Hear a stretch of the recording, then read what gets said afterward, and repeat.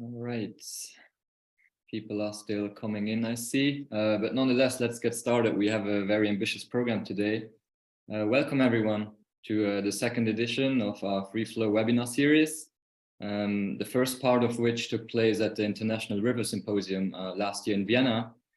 And today we're gonna go a bit more into a specific context of the river basins of the Rhine, the Meuse, the Ems and the Scheldt, and look at the role that dam removal can play and how it is considered in terms of a river restoration tool in the context of the 2030 EU biodiversity targets of freeing up 25,000 kilometers of rivers throughout Europe. So yeah, my name is Frank from the World Fish Migration Foundation, and on behalf of the Dam Removal Europe Coalition, a warm welcome. So in terms of housekeeping, real quick, you can post any questions you might have into the chat. There will also be additional links posted in the chat for any follow-up information. For the speakers, we will be pretty strict with time because, yeah, as I've said, it's quite an ambitious program today. So please let's stick to the allotted times of 8 minutes. And yeah, to get started as quickly as possible, I just want to thank the support of the Dutch Ministry of Infrastructure, Water Management, the Dutch Ministry of Agriculture, Nature and Food Quality, as well as Rijkswaterstaat and the Forest Peace Foundation. And not to lose any time, I want to give the floor now to my dear colleague Neza to talk a bit about the Free Flow survey that is gonna frame this webinar. The floor is yours, Neza. Hello, everyone. Hello, everyone. Thank you very much, Frank, for the introduction. Yes, in the preparation to this Free Flow webinar, we also carried out Free Flow survey as we wanted to explore a little bit of how barrier removal is understood in these 4 river basins. I think one fundamental thing that we've learned from this exercise is actually that the era of surveys is long gone. So we had quite a challenge to find enough answers. And as we are here today, and many of you are river basin managers, you work in this 4 river basins of Meuse, Scheldt, Ems, and Meuse and Rhine. Please, my colleague will now put in chat all 3 of the surveys and follow the link, fill it up so we get a little bit more answers to it. So now I'd like to go to the, so first the scope. So we are talking about 4 river basins. We are talking about Rhine, Scheldt, Ems, and Meuse in 5 countries. We adapted the survey to fit the 3 languages, so there would not be any language barriers to this. We really wanted to understand the challenges and opportunities across this country in the context of the objectives. And yeah, really understand whether the barrier removal is already used as a river restoration measure and how often. Go to the next slide. As I said, there was this low uptake despite hundreds of emails that we sent out and quite uneven distribution. We are talking about majority from Germany and the Netherlands and quite low uptake from France, for example. And also geographic distribution. We are talking mostly about German contacts and Rhine, which also, again, makes sense. It's the biggest river basin. And if we go to the next, so who were people responding? 1/3 of them work in river basin management, mostly implementation, execution of plans, quite a lot of researcher and a handful of policymakers, and mostly public authorities we are talking about. So let's go deeply now into the answers. So in terms of awareness of the EU biodiversity target, awareness is quite high, I would say. But yet again, we are talking about professionals who work in this field. Is it implemented already in the management plan? It is not, and it is. So I tried to deep down into this data to see what is happening per country. And honestly, there is no correlation that we would easily say, okay, in Germany, it's really into river basin management plans already. And I don't know, for example, France is not yet. So there's not this deep connection.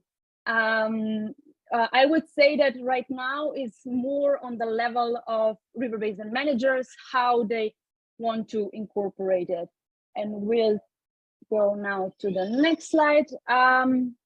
So how is it considered? Again, people, probably we managed to get people who really are into this topic and already understand very well the whole idea of barrier removal. And yeah, they consider it. However, biggest obstacles that they see in implementation are flood protection, especially pointed out in Belgium and the Netherlands, public opposition, mostly France, and also invasive species, and that was mostly pointed out in Rhine River Basin. Then we also asked about free-flowing river stretches. We found quite a lot to say, mostly smaller rivers and tributaries. There are quite some plans to expand those and to connect those stretches. So we also got to know that for the Netherlands, there is already an existing map of free-flowing stretches. And in Germany, it exists for certain countries, states. So if you are aware of such thing for example, Belgium or Luxembourg, France, please let us know. We would like to collect that all together. And yeah, in conclusions, so we see that while the circle of experts already understand it, consider this as a viable solution, there is still quite a big public opposition. Probably it is not that used and in plans because there is a lack of legal framework. And we also need to point out that there is so far no definition of free-flowing rivers.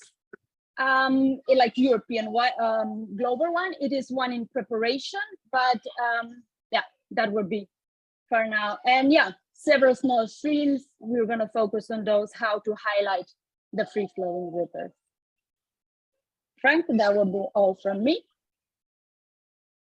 Yeah. Thank you so much, Neza. So please take 5 minutes to fill that out. It will help a lot because the data we get is quite interesting, but we just need a bigger scope.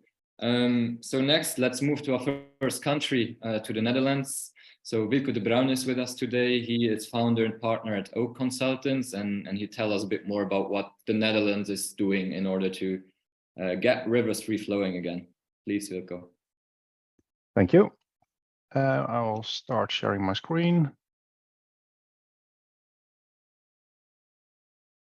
And you should now all see my presentation. Yeah, is it correct? Yeah, I see a thumbs up. All right. Yeah, my name is Wilco de Bruin, and as Frank mentioned, I work at Oak Consultants, and I'm an aquatic ecologist and mainly working on fish migration projects. I'm giving the presentation on behalf of 2 Dutch ministries and the Dutch National Water Authority and the World Fish Migration Foundation, actually. And I will tell something about Project Free Flow in the Netherlands and also give a short introduction to the topics of free-flowing rivers and dam removal. Yeah, so I would like to start with a small introduction and to the challenge we're all working on. Well, as you probably all know, the river systems in Europe are highly fragmented due to all kinds of obstacles like dams and weirs, sluices, etc. And this is, of course, very important for our water management. So we need these barriers for water safety and drinking water and industrial intakes of cooling water, for example, and navigation. But of course, there's a severe impact on riverine ecosystems and biodiversity, especially associated to free-flowing water. And a lot of those barriers have lost their function. So this is actually the barriers that we are focusing on. So obsolete structures which lost their function, and some of those are already there for decades or even centuries. And well, these obsolete barriers, they haven't a clear function anymore. So these obstacles are still a big problem for ecology, but are just left in the river. Often there's a lack of maintenance and even ownership. And of course, it's also an issue for safety, not only for ecology. And for example, in England, on average, there's 8 old dams per year which collapse in hydraulic peak events. So with high water levels, on average, 8 dams a year. And this is the effect of over 1.2 million barriers in European river systems, of which more than 150,000 are listed as obsolete. So there's 150,000 dams that don't have a clear function anymore, and that are severely impacting our ecosystems. And the latest Living Planet Index indicated that there is a decrease of 93% of migratory fish stocks in the European rivers. So that's enormous. And the main reason for this is lack of connectivity due to barriers. And these barriers have also other effects, and that's like, for example, a lack of sediment transport, loss of habitat associated with flowing rivers, and all kind of water quality issues. So the solution, well, our solution. Well, if you want to restore free-flowing conditions, then of course, there's only one sustainable solution. That's dam removal, and at least to start with these obsolete barriers. So it's not only for fish migration, but also to reduce the safety issues, improve water quality, restore natural sedimentation and erosion processes, and restore biodiversity, which is associated with rivers. And this is also completely in line with the European biodiversity goals, in which is stated that in 2030, 25,000 kilometers of free-flowing rivers should be restored. And there's not only these ecological benefits of dam removal, there's also economic benefits. So natural rivers, they contribute also to recreation and tourism, inland and marine fisheries by restoring fish stocks, and also prevention of unnecessary maintenance costs for these barriers, which don't have a function anymore. So to make dam removal a more mainstream measure, the World Fish Migration Foundation initiated Dam Removal Europe, and there's a lot of partners also. You can see them in the slide.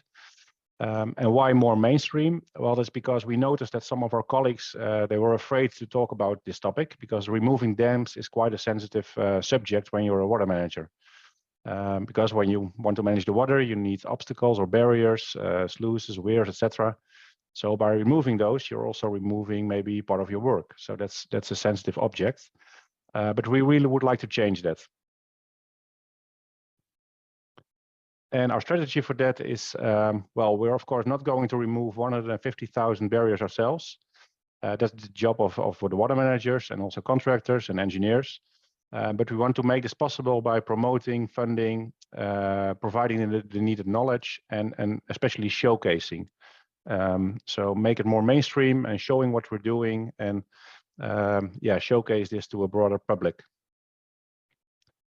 So an example of a showcase. This is an example of Estonia, the Parnu River, if I pronounce it correct. This is a removal of 8 barriers, industrial dams, and it was a bit under the radar in the sense of that it's not very known to a lot of people. With removing these 8 dams in quite a large river, there was 3,000 kilometers of free-flowing river restored. So it's very important to highlight these kind of examples, that people know what we're talking about and that the effects can be very big. Another one, also a tall dam. It's in the Salune in France, in Normandy, an old hydropower dam. And here the business case actually was that this one was too expensive to refurbish. So removing it was delivering more value than refurbish it for another 50 or 100 years. And then the current status. In 2022, there was a record number of dams removed, at least 325 that we know of. And the average costs per dam were around 80,000 euros. And this, of course, in itself is also an enormous possibility for contractors and engineers and consultants, because it's a very interesting business case. If you simply count that 150,000 barriers need to go, and then that means there would be 12 billion euro budget needed for that. So dam removal itself becomes actually quite an interesting industry. We don't only work on this with the specialists and water managers and people working in our field of expertise, but also the media and policymakers and politicians are picking up the message. And when they tell the story, that really helps us make this a big success. So then an introduction to the Freeflow project in the Netherlands. The target is to map the possibilities for restoration of free-flowing river stretches in the rivers Meuse, Rhine, Scheldt and Ems. I will immediately skip to the next slide, because in fact this already started. The Netherlands is part of 4 international river basins, and restoring measures are already going on for quite a long time. And if I shift to the next slide, you can see that on the left-hand side, there's a map of all the barriers in the Netherlands, and the map is already quite green. So it means that there's fishways, or at least there's a management to promote fish migration at these barriers. But that's only about connectivity. And what we didn't have was a map with habitats. And on the right-hand side, you see a cutout of the free flow map, which was on the last slide. And here you can see an example of the Dommel. It's a small river in the southern part of the Netherlands, with all the stretches categorized. And green means free flowing, so this is actually quite a good example. And red and orange is modified waters with weirs or enforced banks, for example. So this map is also quite green, but if you see the entire map, you see that less than 10% of the waters in the Netherlands is still flowing. The rest is actually stagnant waters. And especially this green, or to also ask the water managers, is this green stretches, this free-flowing stretches, how is the quality of those areas? And according to the water managers, these are exactly the biodiversity hotspots. So how to proceed? Well, as I just indicated, only less than 10% is still free flowing in the Netherlands. And we are planning to organize a national work session with the water managers to discuss the possibilities of restoring free flowing conditions in more river stretches or rivers, and contributing in that way to the European biodiversity goals. And the step afterwards would be to expand this approach to the rest of the 4 river basins I mentioned. Yeah, so milestones, upcoming international actions. Like I said, the national workshop is somewhere in September. We're planning that currently, and next year there will be an international conference on the 15th till the 17th of April, and there will also be a guidance or a book about dam removal will be presented then, and that's still work in progress. And then the last slides. Hope you can see this all. An example of an impressive dam removal in the Netherlands. In the Netherlands, we call a hill of 200 meters already a mountain. So you can imagine that in our country, our problem is a lot of small barriers. But for a fish, in the end, it doesn't matter if it's 1 meter high or 10 meters. It's still a barrier. So also in the Netherlands, we're working on dam removal, but then this is a more representative image than the showcases that I showed before. If you have any ideas or comments or suggestions, then please get in touch with us. And Herman Wanningen will be the contact person. So it's herman@fishmigration.org.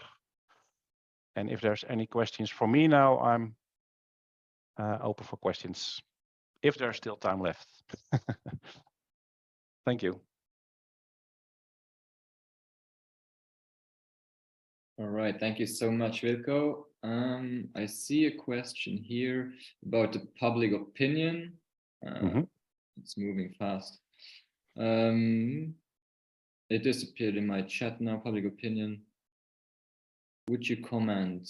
Okay, so on the acceptance of these dam removals, would you quickly comment on that? How do people react if you propose that as a solution in general? The first question you get is this possible? And so people, it's not yet in people's minds that this is, especially the Netherlands, which of course all our waters is highly managed because it's partly below sea level. So the first question you get is that possible? Can we remove a dam? But if you explain it correctly, and when people see all the benefits, for example, sea trouts coming back in the rivers and very nice areas in which you can camp in summer, then there is or people will accept it. On the other hand, there's also an issue with droughts in summer, and to prevent droughts, we're building more and more dams. So that's also these dilemmas in management of brooks and streams and rivers. So that's mixed, I would say. Yeah. So that's a challenge to show what we're doing and to showcase these nice examples. Yeah. Okay. Thank you so much. There's another question I see from Largescale. Okay, so again, there's this question on what does free flowing mean? So the definition side of things. Yeah. Can you quickly comment? Yeah, that's even on a European level. They're still discussing on the definitions because you can. There's multiple. What we said is that the red category is streams with weirs and dams in, so it's really blocked, also blocking migration routes. A yellow is free flowing in the sense of a fish can swim through, but the banks are completely enforced. So we have a lot of the streams are canalized, for example, or are enforced with sheet pile or whatever. And then the green category is free flowing, and there's a space for sedimentation and erosion processes, so the streams can meander through the landscape. So this is the categories that we used, but I agree that there's on a European level there's more definitions. So definition is an example is an important issue. Yeah. So you're taking a pragmatic approach until the legal framework is clearer, but at least you can move forward now. Yep. Yeah. Correct. Right. Thank you so much. I think we have to move on. Thank you so much, Wilco. Thank you. Very informative presentation. And then let's move to Germany, to the Ems to be specific. And hear from Mario Sommerhäuser from the Emscher Genossenschaft about a very ambitious project that they have been conducting. And yeah, I'm very curious. Please tell us more about that, Mario. Welcome. Okay, thank you, Frank. Do you hear me and do you see my presentation? Yes, all good. Perfect. Okay, thanks a lot. Yeah, it's really difficult to tell you a story of more than 30 years of restoration in 10 minutes, but I tried. It's we call it Emscher conversion because it's not really renaturation, but the restoration of a whole river basin of more than 800 square kilometers in the heart of Europe. And it's very expensive, 5.5 billion euro. And in the end, we have 330 new rivers. That's where we are in Germany, in the western part of Germany. And on the right side, you see that we are responsible as public water associations since 100 years, or for over 100 years, for two river basins. The blue one is the Emscher in the heart of the German Ruhrgebiet, an industrial area, former industrial area. And the green area is the Lippe, which is more on the countryside, a completely different thing. And in former times, Emscher was a really nice meandering lowland river. This is one quite old map, 200 years old. It was famous for crayfish and everything and mills, and it was really a countryside. Then we had the development of coal mining, steel production, and all the rivers were dramatically changed. We had inundations because of subsidences induced by coal mining, and we didn't have any good wastewater system 100 years ago. So there were epidemics and diseases like cholera and typhus 100 years ago in the heart of Germany. And this was the reason why they constructed 100 years ago this technical Emscher. Quite strange. It's a system of open wastewater viewers, more than 300 kilometers. And the task now was, starting 1990, to restore, to ecologically improve the whole system from this open sewer system to a more natural situation. We are close to finish the whole thing, and that's what I want to tell you very shortly. This means this project over 30 years, we started on the left side above with a more natural meandering river, one of the last pictures from the Emscher. It's not the Ems, the Emscher.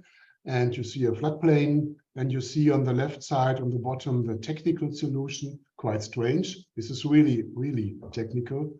And the right side on the bottom, on the way to restore the things, and the picture above is one example of a tributary, how it looks like today.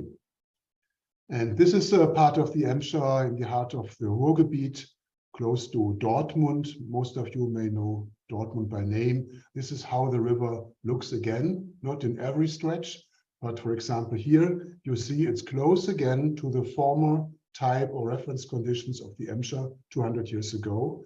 That's not possible everywhere, but in the case we have the space and the money, we are trying to do it this way in order to have a meandering lowland stream again. Most interesting for you may be the new mouth of the Emscher. In November 2022, the former straightened Emscher, which flew into the Rhine, crossing a barrier, a weir from 6 meter altitude, was completely modified. This was the plan on the left side, and maybe you see my pointer, my mouse. This was the former riverbed, the technical riverbed into River Rhine. This was the structure, the weir, 6 meter high. This was the idea of the new Emscher mouth, and we finished it in last November. Today it looks a little bit more natural. This means this old straightened stretch is not in function anymore. And here you can see a new floodplain area with islands and different branches of the river. And this flows free into River Rhine, which means in the Emscher, we do not have any barrier today for 80 kilometers. From River Rhine to the spring, the whole river is free for the fish migration, for example, for macroinvertebrates. And we start, of course, the monitoring, because this is an extra situation to see how a river starts completely new. And we are expecting many species from River Rhine, of course, also invasive species. That's how it is. And I would like to mention that the neighbor river, we are also responsible for, the Lippe, which is larger. It's also a tributary to River Rhine, very close to the Dutch border. There we constructed a new mouth, a new floodplain in connection to River Rhine 10 years ago. You can see the floodplain structures. Also for the Lippe, there was a barrier, a weir in the end. Also the Lippe is open for fish migration. This is a new mouth.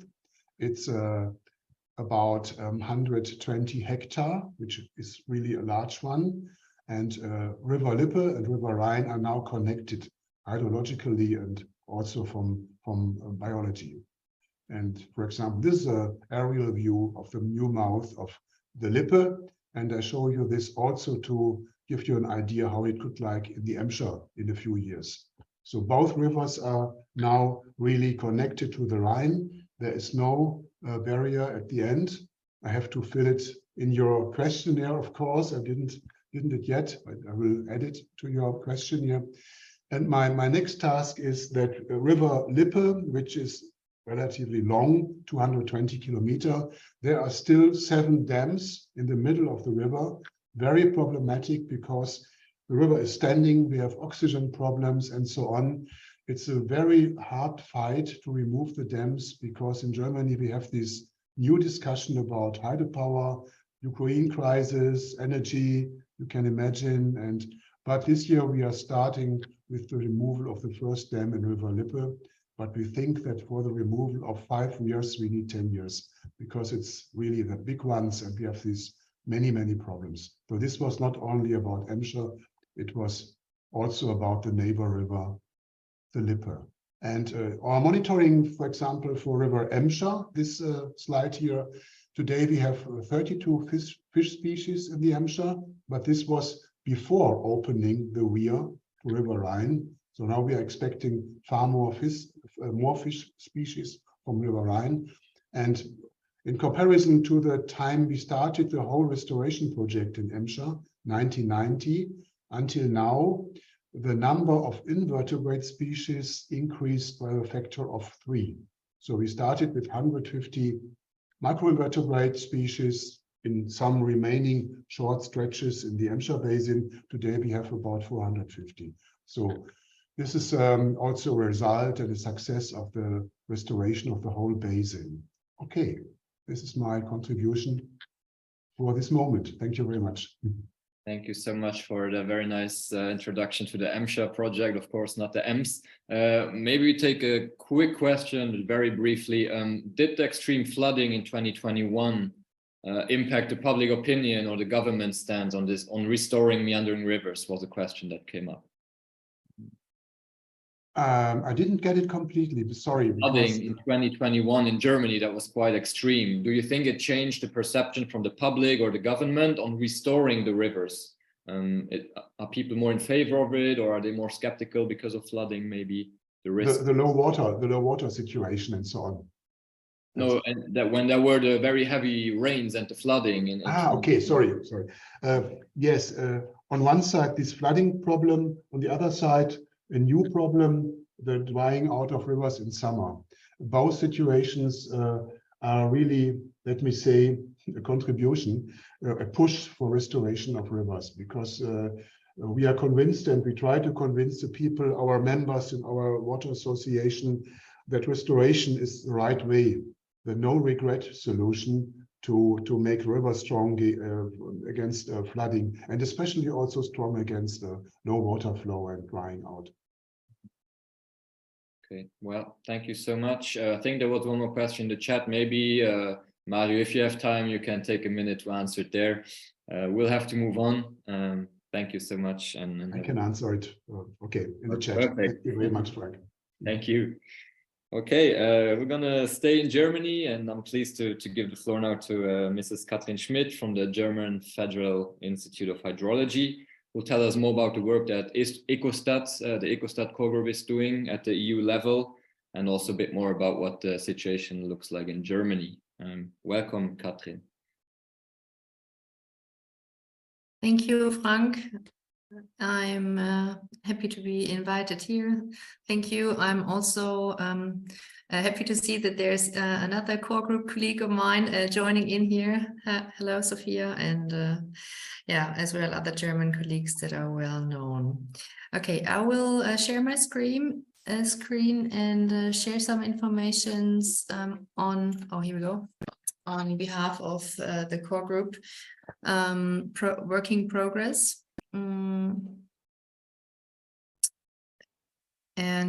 This is basically the progress update that our chairman Wouter van der Bund has also been sharing with EcoStat earlier this year. So the driver for the actions that the core group is doing now is obviously the Biodiversity Strategy 2030, which is requiring, amongst other things, 25,000 kilometers of free-flowing rivers in Europe until 2030. And one of these products that have been conducted earlier to the official publishing of the strategy was the barrier removal document that has been translated in many languages across Europe. The job of the core group itself is that we have to develop operational criteria concrete methodologies to define and demonstrate what would qualify as a free-flowing river. It's a big question since we differentiate between continuous rivers and free-flowing ones. So what we have to do is, or what we are required to do, is that we contribute to a process to identify more stretches of free-flowing rivers in Europe, to measure the progress and monitor different achievements, and to help to implement, obviously, these 25,000 kilometers. And the entire frame of all that is, of course, the ambitions of the Water Framework Directive. We started from a point where we had to try to have an overview of which barriers are there in the longitudinal and lateral dimension, plus to see which are their impact to the free-flowingness of rivers. For us, many discussions were going around the questions: what is free flowing meaning? Is this meaning the entire absence of artificial obstacles? And kind of a compromise across all member states is that in this stage of discussion that we have stretches of free flowing rivers, at least within a network of rivers that are offering continuity for fish and sediment. But this is just on a very general level spoken. We have three main tasks defined in our mandate. Task one is to define, first of all, the common types of physical barriers, as said in the longitudinal and lateral dimension. The European Council at the moment, within the process of the nature restoration law, is actually taking into account as well the vertical connectivity. This is very recently at the moment, but the core group is not focusing on this third dimension. So, one task is to have the common glossary of barriers and their effects on the two dimensions of connectivity. There is at the moment already there are published or results, and the draft on that will be shared in early autumn this year. Second task, which the core group is mainly focusing now, or in the recent meetings, are the criteria to define what would qualify as a stretch of free-flowing rivers. As well, we plan here to share a draft in early autumn. And the third task is to organize a workshop or to offer a platform to have an exchange on practical experiences on barrier removal, policies in the different member states, and the progress towards the criteria development of free-flowing rivers. We will organize and hold a webinar on the 12th and 13th of October this year. I think more differentiated announcements will come up soon. From an organizational point of view, there are many participating members in the core group as well. Next to the member state countries, there is the environmental and the ecological environmental agency. We have stakeholders as well from the water electricity field and colleagues from the Joint Research Center of the European Commission. We meet quite frequently, once a month, and are now progressing to a state where we evaluate practical experiences. So task one is the overview of the typology. So just as some examples here, there is a big group of bank protection measures. So there are some small pictures here. There as well weirs, levees, sluices, and all these things. And the main focus of our group was not to have the glossary itself, but to have an overview of their effects, such as not only their attributes, of course we have to know their attributes, but as well what are the pressures emerging from these barriers and how do they impact the lateral and longitudinal dimension of connectivity. As well, the next step is that we do work with a certain, it's very general, but with a certain typology of rivers. So the river size, so we differentiate between different rivers: river size, elevation, the channel type, and the stages of confinement. So you see here, we create criteria that are sensitive to different types of rivers, such as single thread, transitional, multi-thread. This is basically simple, but if it comes to applying the criteria, we realize that we need different criteria for different river types. Our key steps in task two, this is the core task of the group, is we defined 5 steps. First of all, we approach the work by doing a segmentation. So we have to define an assessment unit within the free-flowingness is tested or checked. Then we are working on criteria with the to define the longitudinal free-flowingness, the lateral free-flowingness. We are checking on how has the minimum length to be? Like, are we working with 500 meters of free flowingness? This can be probably not the target. So what is the minimum length we have to provide? And last and most complex point at the moment is the large scale assessment. So to define a homogeneous section, we are using existing methods such as the MQI methodology. And in most cases, we define that the homogeneous section is shorter than the already defined water bodies.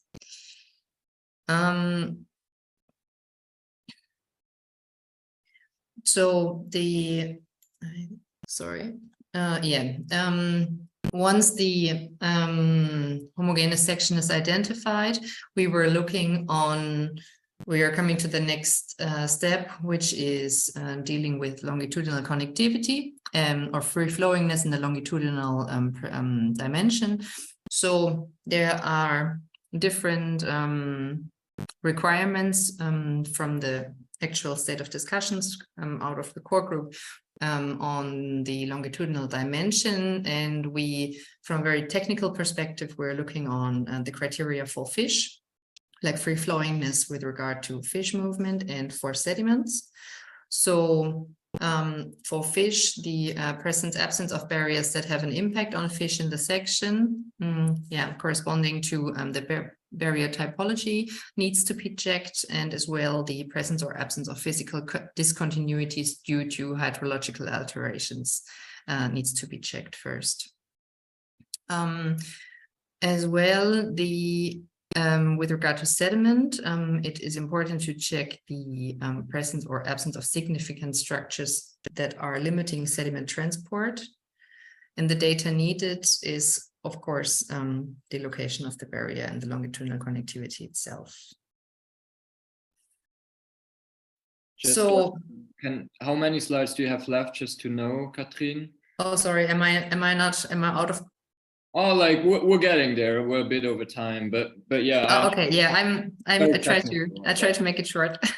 Sorry, Frank. No problem. So yeah, for assessing the lateral connectivity, we define a corridor, which is actually the erodible corridor first.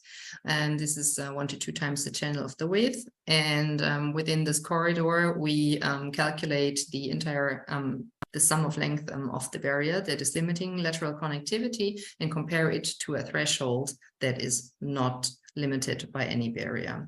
So this threshold, to define this threshold, is kind of a complex part, and we are at the moment like investigating this by evaluating case studies.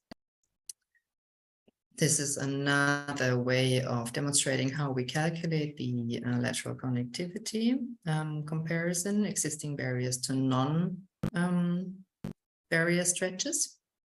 And as I said before, the large-scale assessment is quite complex as well, because it's not only about restoring the lateral connectivity, as we are looking here on the entire network of a river, but to see how is the situation upstream and downstream for fish. And so to our opinion at the moment, no barriers are okay. Barriers that are, such as ramps that are to overcome for fish, are okay as well. But as soon as they are limiting any wandering behavior of fish, we would not consider it as free flowing, but yeah, at the moment doing refinement there in the discussion. So one of the main questions is as well, do we need to consider all downstream barriers from the stretch to the sea, or only up to a certain distance? And the same question with regard to fish, we have to ask ourselves with regard to sediment connectivity in the upstream part, how the sediment connectivity is given and which barrier removal is required. So there's a lot of discussion going on with the large scale assessment. The next steps would be, and I'm concluding here, is on the May meeting, which is actually taking part this week. We are focusing on the large scale assessment. In the June meeting, we are looking more into case studies to define more thresholds. And then circulating our draft product, such as well a report draft by autumn this year, and hope to get a lot of feedback and interesting discussion input in the webinar. Thank you. Thank you so much. We'll be looking forward for the results for sure. Thank you so much, Catherine. Yeah, let's move on. We're good to go on and move to Belgium now. I'm happy to greet Johan Cook from INBO, the Research Institute for Nature and Forest, who will tell us more about the Working Group Fish and the Master Plan for Migratory Fish of the MAS, International Commission of the MAS. Please, Johan, if you're ready, so are we. And thank you for being here.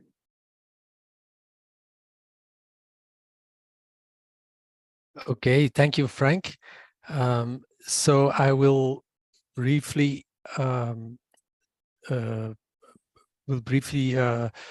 tell something about the International Meuse Commission and its master plan for migratory fish, as being the president of the working group on fish for the Meuse Commission. So the International Meuse Commission itself, it's an international platform, one of Europe's river commissions. It provides advice on international catchment level, to some coordination between the regions and the countries, and is doing follow-up of measures. And in 2011, the International Meuse Commission adopted a master plan for migratory fish with a focus on Atlantic salmon, sea trout, and eel. So the River Meuse itself, briefly, it's a heavily impacted river, especially the river morphology in the main river, has a lot of dams and weirs. At sea, you have the Haringvliet sluice gates, and then you have also a lot of shipping and hydropower on the river.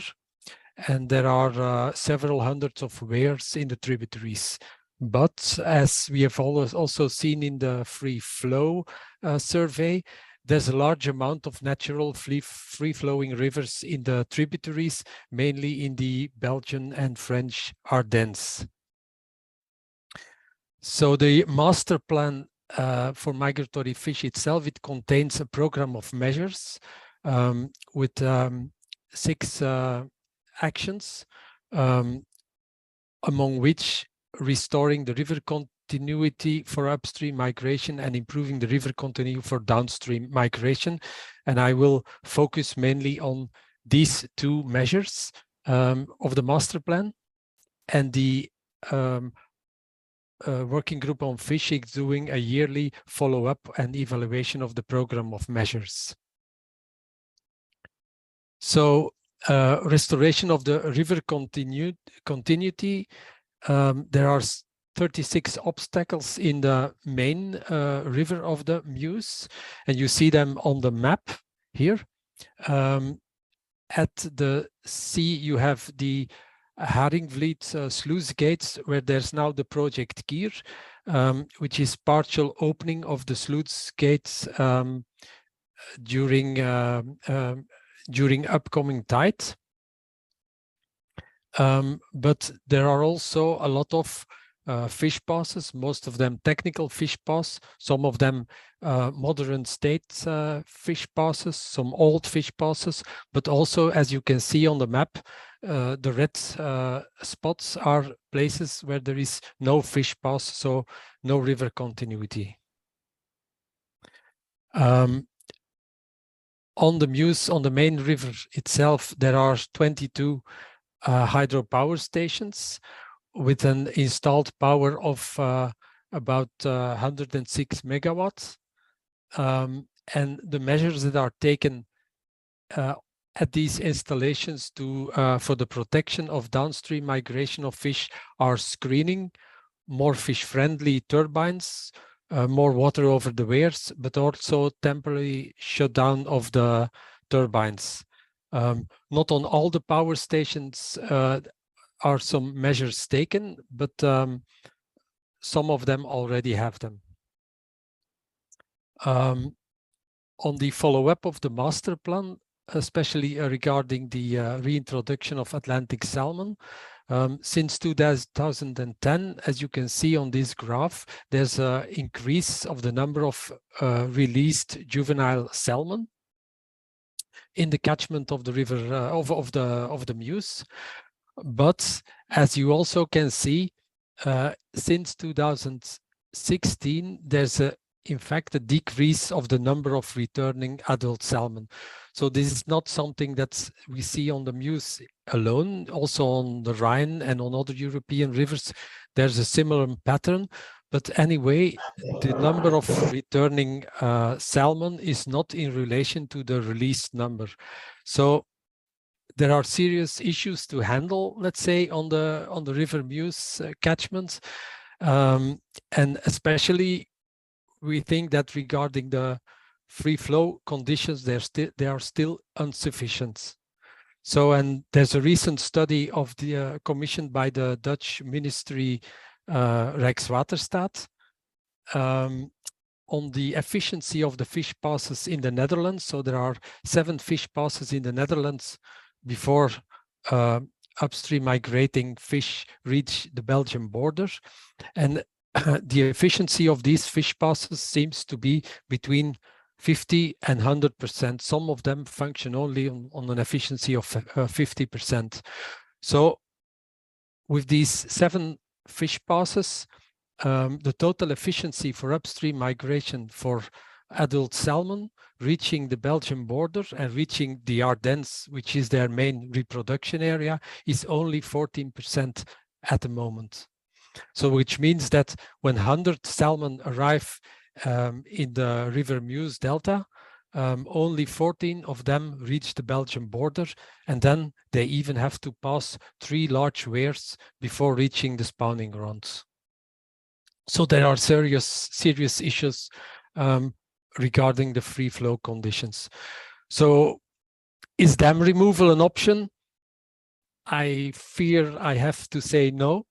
Not for the moment, at least, as shipping and other economic activities on the main river are so important for the economy of the bordering countries. So what can we do? Can, for example, large bypass rivers at the weirs improve the situation? And this is currently studied in the Netherlands, where the old weirs and sluices have to be renewed soon. So there's currently a study to see if it's possible to improve free-flowing conditions and at least improve fish migration at the weirs in the Netherlands. And I want to end with this slide from a project in Sweden. And as you can see, it's not in no man's land. It's on the river Etran in Falkenberg in Sweden, where they decommissioned part of the hydropower to install a large artificial bypass river, but a free-flowing bypass river, improving the situation for upstream migrating salmon very hard. So a very large improve of the upstream migration of Atlantic salmon through this artificial river instead of the technical fish pass that was earlier present. So with these slides, I want to end my presentation and thank you. Thank you so much, Johan. Hopefully we'll see more of those pictures soon, and thanks for giving us the context. Yeah, every context is different, so there's rarely one perfect solution for everything. That's why we're here, to learn from other situations. So let's take a short train ride from Brussels to Paris, and I'm happy to welcome Claire-Cécile Garnier and Sophia Vauclin from the French Ministry of Ecological Transition. I really like that name.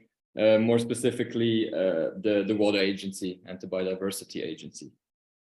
So welcome, you two. Thank you, Frank. And thank you for this opportunity to share our thoughts on this free-flowing river concept. Of course. So can you give us a quick overview of what are the main opportunities and maybe also what are some of the problems that you face specifically in France when it comes to continuity and free-flowing rivers? Yes, of course. So first of all, in France, river connectivity restoration has really moved forward with the Water Framework Directive. So when we translated the WFD into our national law, we introduced a legal obligation to restore longitudinal connectivity on some of our rivers, about 11% of the French rivers. And so that means that on these rivers, any barrier to longitudinal connectivity has to be either mitigated or removed to allow fish migration and sediments flow and so on. So this policy was very effective. No more than 5,500 restoration projects have been carried out in France, including fish passes and bypass rivers, but actually more than half of the projects were barrier removals, because it became quickly obvious that it was the most ecologically effective solution and also the cheapest in many cases, especially if you compare it to a fish pass or bypass river. And this legal obligation also had a positive ripple effect, because many local authorities became aware of the importance of restoring continuity. And now many of the authorities are conducting restoration projects on their own initiative, even if there is no legal obligation to do so. So these were the opportunities, the good things about the way we do river continuity in France. And if we go to the challenges, the main issue we have in France is that some stakeholders have become very vocal opponents to this policy of river continuity. So we are mainly talking about water mill owners and small hydropower, and also some riverside residents. And so these opponents are waging a disinformation campaign about the supposed adverse impacts of removing barriers. And they're very influential. And actually they're so influential that they managed to sway the lawmakers into changing our law on river continuity. So that was back in 2021. And since then, it has become quite difficult from a legal point of view to remove barriers to restore continuity on the rivers where there is a legal obligation to do so. So it's quite a paradox. And so due to this law, we fear that the number of restoration projects are really going to decrease, because of course we cannot build fish passes everywhere. Sometimes it's not relevant or it's not a possibility. And maybe quickly, another challenge that we face is that it seems that the general population in France is not very sensitive to the importance of restoring river continuity, especially in the context of warming climates. People are inclined to believe that keeping even small barriers is a way to store water and to prevent droughts. And they also believe that we should keep some barriers to and use it for hydropower to face the crisis, the energy crisis. So this is probably something we need to work on in terms of communication. So yeah.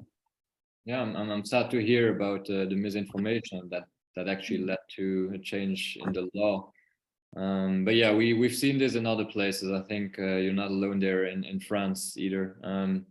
But do you maybe think that based on what you have already done, that the proposed EU biodiversity targets, that they may in some way help you to maybe regain like a rationale to remove more barriers? Do you think it has potential in that way? Yes, yeah, we do think there is potential. We were actually very pleased that the European Commission decided to put forward the importance of restoring the natural function of rivers. And we were especially happy that the Commission clearly stated that removing barriers is necessary to restore these natural functions, because the WFD was not very explicit about this, which makes sense because it's a directive, but because of this, the legitimacy of removing barriers to improve ecological status was sometimes questioned in France. So this will definitely help us to make our actions more legitimate. Now, as we mentioned earlier, we have already prioritized some rivers and some barriers for removal or for restoration in the context of the WFD, so to reach the WFD objectives of good status, and also to reestablish migratory fish populations. And of course, we will have to keep this existing prioritization because we think it's still quite relevant. But we do hope that this new goal of restoring 25,000 kilometers of free-flowing rivers will help us speeding up the restoration that we already prioritized. And we also hope that this prioritization can contribute to the objective of the biodiversity strategy. On the downside, maybe, we fear that most of the barrier removals that we have already implemented or already planned for the WFD will not be able to contribute to the biodiversity strategy objective because the river we prioritized may not meet all the criteria for a free-flowing river. Maybe to give a more precise example, initially we were a bit worried about the fact that free-flowing rivers should have no or very few lateral barriers because, well, we have been focused on longitudinal connectivity. So it's very good that there is no another focus on lateral connectivity, but it's difficult to do both at the same time, especially when we have already taken actions on longitudinal connectivity. In many cases, in those places, we cannot also take action on lateral barriers because there are many constraints like flood risk or erosion considerations and so on. So we do not expect that we will be able to restore lateral connectivity in the same places where we already plan to restore longitudinal connectivity.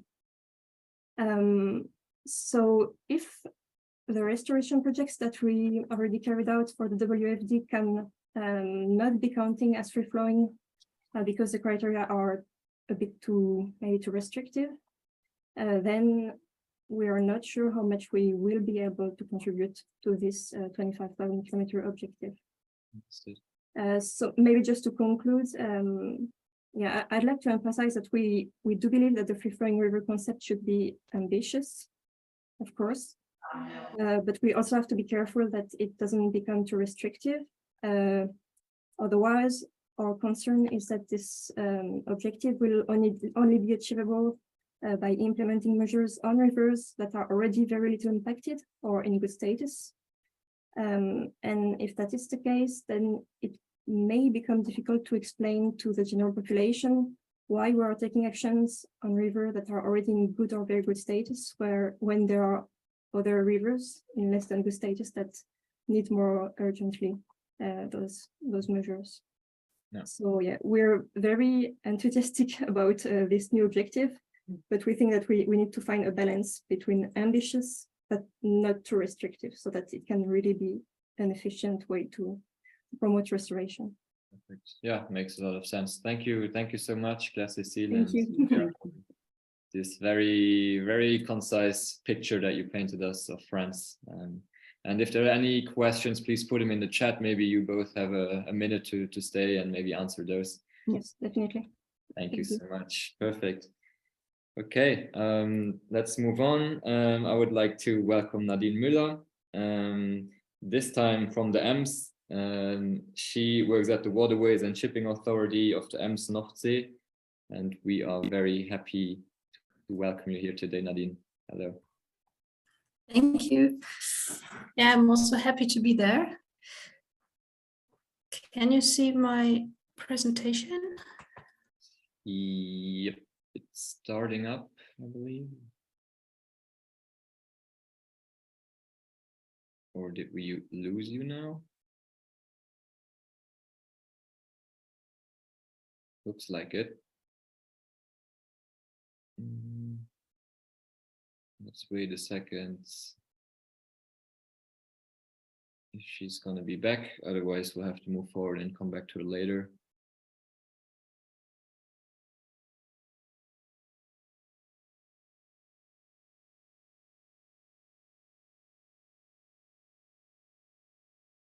Yeah, so I think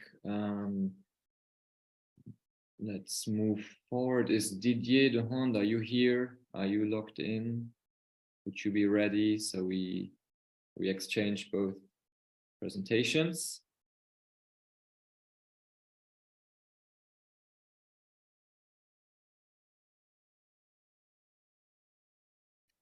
Didier de Hond, are you here?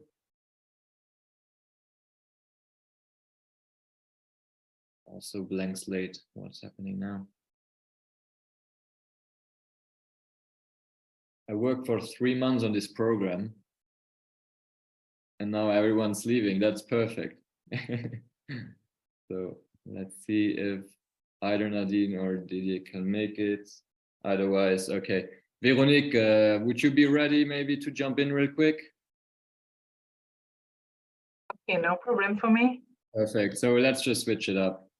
So welcome, Véronique Gosselin. I see Nadine is back now. Let's give her 10 seconds. Maybe she's quick. But otherwise, stay ready, please, Véronique. Okay. Nadine, are you here?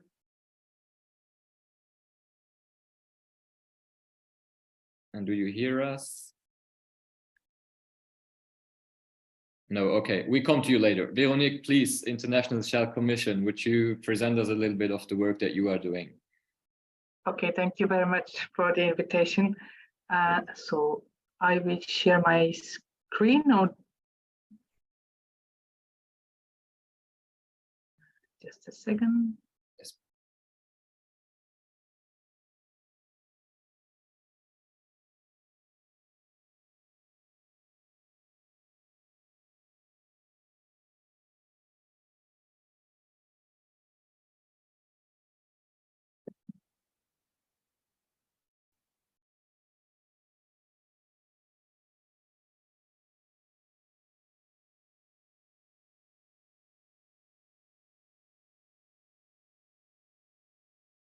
Is this okay? Yeah, absolutely. Okay, so thanks for the invitation. So my presentation will be a little bit different from the previous ones because I won't focus on the practical issues, but more on the coordination between parties in the framework of the coordination work within the International Scheldt Commission. I'm the Executive Secretary of the International Scheldt Commission, and among others, I'm in charge of the support to the the working group, the project group, Master Plan Fish of the International Scheldt Commission. So the International Scheldt Commission is composed of 6 parties out of 3 countries. You see here the territory of the Scheldt district, and the goal of the Commission is to coordinate the implementation of the European Directive, Water Framework Directive, and Foods Directive, among others. The International Scheldt Commission has a fish master plan since 2015 as a response to the Benelux decision on free circulation of fish, and as part of the roof part of the second Water Framework Directive management plan. And the project group Master Plan Fish has been set up at this occasion.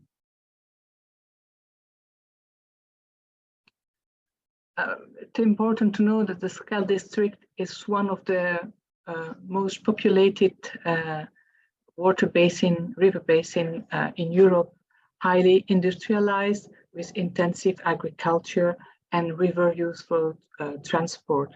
There's high pressure on the water quality and hydromorphology of the river.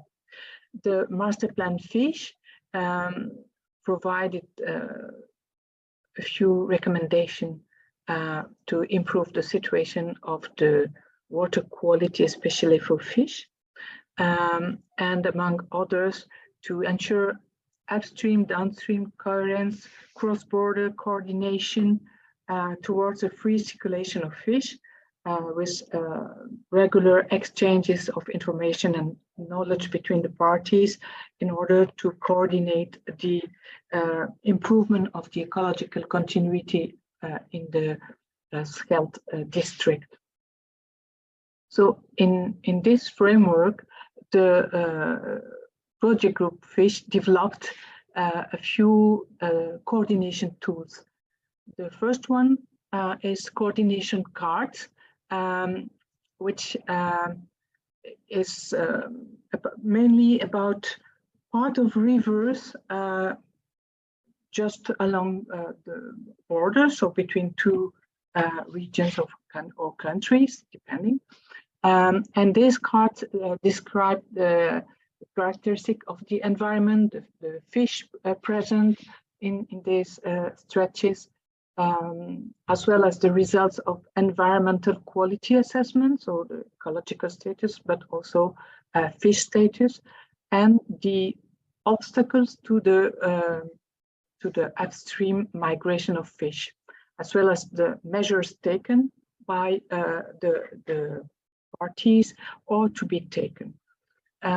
So the idea was to assess the obstacles, the fish population, and the measure to be implemented at a cross-border level. Doing that for a few situations, the group realized that that's an interesting way to do, but that it missed the longitudinal aspect, the global view on obstacles on the river. And we worked for, I think, 2-3 years on a map on obstacles to upstream migration for fish. The idea was to harmonize updates cartographic data on obstacles between the 6 parties, the 5 parties. The 6th one is Federal Belgium for the coastal part of the district, which is not involved in this work. So harmonize the types of obstacles, harmonize the traceability of obstacles, and created a bilingual and documented database common to all the parties, and then produce such a map as you see here. And of course, especially for obstacles, this map might be interesting, but it's really not enough, because we miss the detail for each obstacles. We have the global view, but even with this global view, it's difficult to really see what's going on along the stretches of the rivers. And so we also use these maps on the new version of the WebGIS, Scheldt, which allow to have both this global view, but also the detailed view. And it's not seen here, but we can click on each obstacles and see then detailed information about the obstacles. And by playing between these two scales, we hope to provide an interesting tool for the managers of the different parties. Something important to note is that this tool, the WebGIS, is provided, carried out, the building of this tool is carried out by the GIS unit of the Service Public de Wallonie, so by Wallonia, for the International Scheldt Commission, as well as for the International Meuse Commission. And also what we developed, so presently this maps, it's not yet on the new version of the WebGIS, so it will be in a few days probably, or a few weeks. so everybody can consult it. But what we also did is to provide a private web gist for the, especially for the group, and with the idea that some data, some information, maybe not official but useful for the work, for the thinking of the group, might be useful to share between the members without being public. The idea is to develop a common reading of the obstacle and at both scales, and that it might become a central tool for the fish coordination. Yeah, this is another map, maybe less relevant for this webinar, but also about fish. And in conclusion, if we think about transboundary coordination for fish migration and free-floating rivers, for the International Scheldt Commission, the advantages, the opportunities are this master plan fish, the wedge Scheldt with this opportunity of combination of scales, and also with detailed information of each data represented on the map, as well as the coordination tools I've been presenting.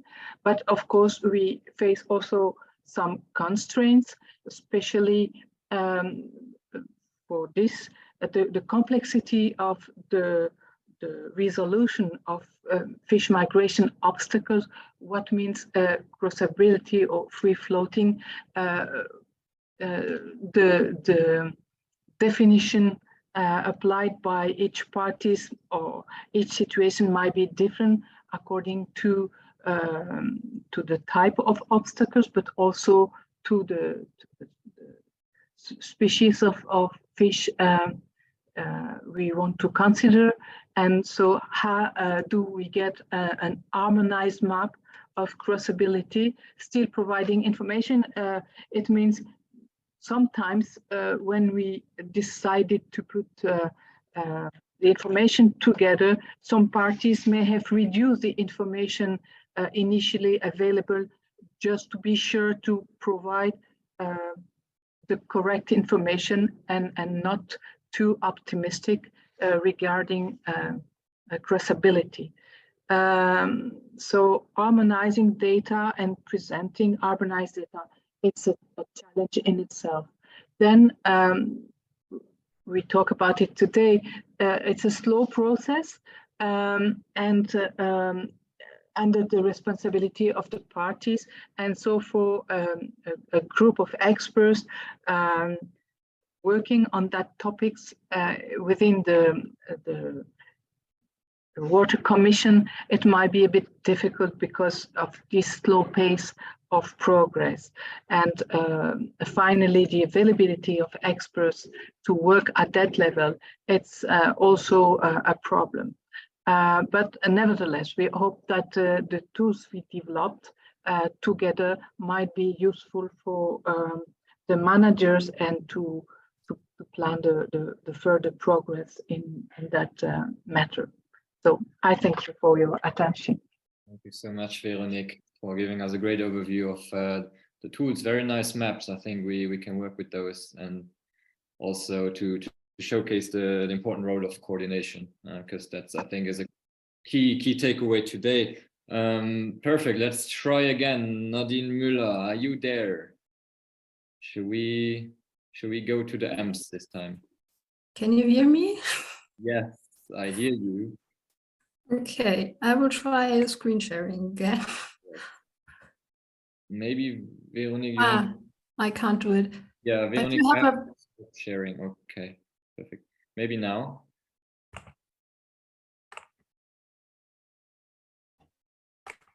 I'm sorry, this laptop is so slow. I'm sure we have a reverse restored before we manage all the connectivity and the Zoom problems. Okay, I think now it works. Yeah, I see something popping up. Okay. Yeah, hello everyone. My name is Nadine Müller, and I work as ecologist at the Federal Waterways and Shipping Administration. And today I'm going to talk about the work that I do together with my colleagues to improve the River Ems for fish and benthic invertebrates. So we are responsible for the Ems from Rhine up to Emden, which is where the River Ems flows into the North Sea. So you can see Rhine, which is a city on the big picture on the right, including a historic weir. You can also see a picture of the coastline near the estuary on the right, on the left, and Emden Port with some car carriers bottom left, just to give you an impression of what it looks like here. So next.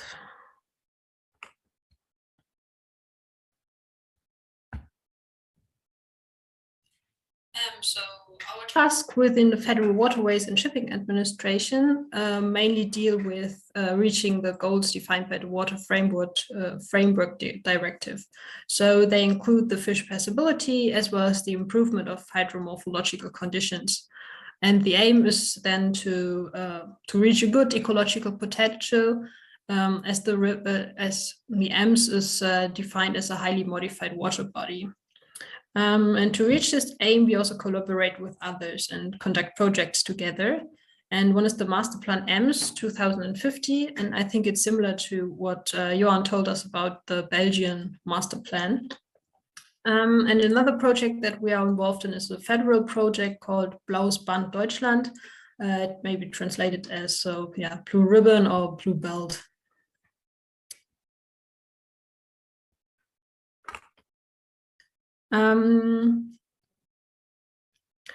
Our administration is a subordinate body of the Ministry for Digital and Transport, and the water bodies that we are responsible for are the River Ems and also the Dortmund Ems channel. So at some locations, the river and the channel flow separately, but we also have other locations where they share the same riverbed. And the appearance of the river changes a lot from the north to the south. So in the north of our district, the water body is influenced by brackish water, and the shore looks like what you can see on this picture here. 2 times a year, a new cruise ship, which is manufactured at the Meyerwerft in Papenburg, is transported via the Ems through the North Sea. And this is important for fish passability because it's necessary to close a weir and also to dredge the riverbed to achieve a water level that is deep enough for the ship. And more to the south of our district, you can also find some oxbow lakes, so-called Altarme in German, which again show a different appearance. For example, they have lower flow velocities and riparian forests. And in 2021, a new law came into force, which led to new responsibilities for our administration. Now we also have to take care of the water management of our federal waterways. And this means that we have to strengthen our efforts to reach the aims of the Water Framework Directive. And as all of you will probably know, one essential part of the Water Framework Directive is to reach more passability for fish and also benthic invertebrates. So on the right, you can see a map of the River Ems, and the green dots that you see represent barriers for fish and other animals. So summing up, they are hindered in their migration by 12 anthropogenic constructions. So our aim is to facilitate the migration as much as possible. But there are some problems and challenges on the way. So as I said before, the Ems is an important waterway for shipping. So we need the weirs to enable shipping and transport. And as a consequence, we are not able to remove all barriers and weirs. But what we can do is, for example, improve existing fishways or construct new ones. But which again can be challenging in some places. For example, there's a weir in Herbrum, which you can see circled here in red. So on one side of the weir, you have the water level, which is influenced by the tide, and also you have different salinities. And on the other side, we have more stable conditions in freshwater. Quite recently, we emphasized our efforts with regard to wasserwirtschaftlicher Ausbau, which might be translated as some kind of water management. So we scanned the area of the River Ems to find some suitable locations where we can improve the ecological connectivity by combining transport issues, ecological issues, as well as economic issues. So as I mentioned before, now I want to highlight 2 projects in which we cooperate with other partners. So the Master Plan Ems 2050 came into being in 2015, and it's a contract signed by partners from ecology, economy, and administration. And among others, measures to improve the ecological status of the Ems are, firstly, we have or we aim for more fish passability at the lock in Herbrum, the lock that I mentioned before, so at the barrier between the brackish and the freshwater. Secondly, we have something that's called Fischleusung. So during the migration period, the lock has special opening hours for fish. And the third measure that I want to mention are technical biological bank protection measures. So they should, at some locations, enlarge the habitats for fish and benthic invertebrates. And there is the federal program of the blue ribbon or the Blaue Band.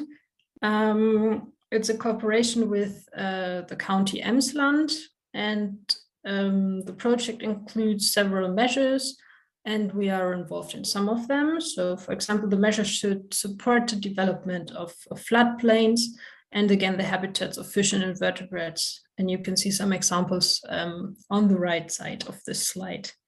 And additionally, there are also plans to develop and realize even more measures together.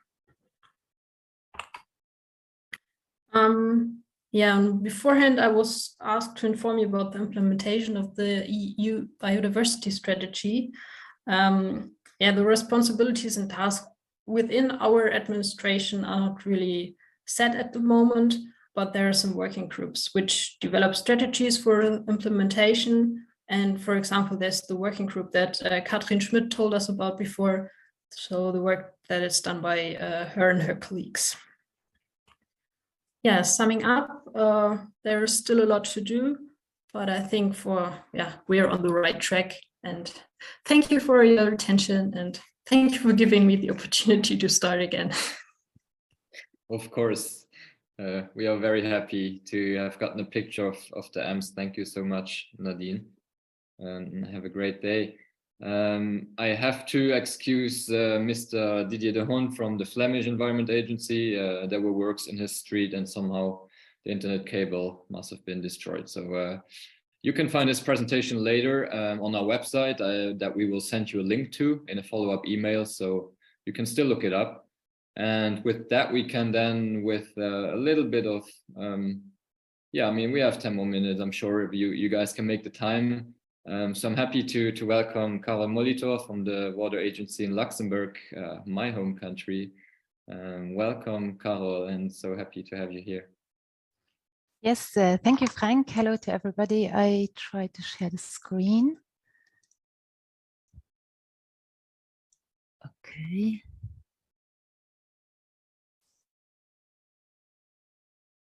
I hope you will see, not yet.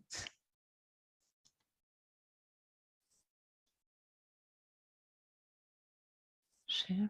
We do see a screen, but we see your Zoom screen. Yes, me too. Yes, okay, now it should be right. Okay, so thank you for the invitation and to give me the opportunity to tell you about what's going on in Luxembourg, about the implementation process of the free-flowing river target in Luxembourg. To start, I want to give you an overview of the hydrographic situation in Luxembourg. So the country is located on the European watershed between the catchment areas of the river Meuse and Rhine. In total, we have 106 water bodies, whereas only 3 water bodies are located in the catchment area of the river Meuse. What you see on the map in the below in the corner, in the southwest corner of the country, and then the other 103 water bodies discharge into the Rhine. So it's not a surprise that we have in general rather small water bodies with the main river type of the rivers belonging to the rivers of submountaneous and choline level. And the dominant fish region, to give you an idea of our fish communities, of the brown trout with transitions to the grayling region for middle-sized rivers. The main entry for migratory fish into Luxembourgish hydrographic system is the River Moselle, the border river between Luxembourg and Germany. And so they come via the River Rhine to the Moselle and can migrate up to the Luxembourgish rivers. So to give you just an overview of the evaluation of the ecological continuity in Luxembourg, this is the result of our evaluation in the frame of the 3rd river basin management plan. And the classification was done by an index-based assessment for the barrier types and also based on the up and downstream migration potential and as well the sediment possibility. So the results are rather modest. We have only 3 natural water bodies which are classified in a very good status, which means that for these rivers, no in-stream barrier was detected. And for the 2 water bodies in green color, so corresponding to the good status, there were in-stream barriers detected, but they are not significant for upstream and downstream migration for fish. In the 2nd river basin management plan, we did a first trial of prioritization method for the implementation of the ecological continuity measures, and we focused we focused essentially on the estuary areas to reconnect the tributaries. And we only considered dams and weirs with a height above 1 meter. So every other barrier type like culvert or pipings were not taken into account. For the criteria we focused on, the criteria for this prioritization were based on the length of continuous river stretches restored and, of course, of the habitat quality upstream the barriers. So while we tried to implement these measures, and we tried also to remove barriers where possible, but this meant and means still in practice that we are not very successful in removing dams because of public opposition. And so we try to pursue this progress and not to be not motivated anymore. So for the 3rd river basin management plan, we realized more detailed inventory. This meant a mapping of all the existing in-stream barriers, including dams, weirs, culverts, and pipings and crossings. And we considered all barriers above 10 centimeters, so really small barriers, but which can be obstacles to fish migration. So you see the results on these maps. On the left, you see the results of the inventory of the culverts and pipings. In total, we detected about 319 culverts and pipings, and for the dam and weirs for this barrier type, we connected about 650. This data set includes also a fact sheet per barrier. So in total, we identified about 1,000 in-stream barriers of different types. And as you can see here on this slide, this is an example of a fact sheet of a culvert.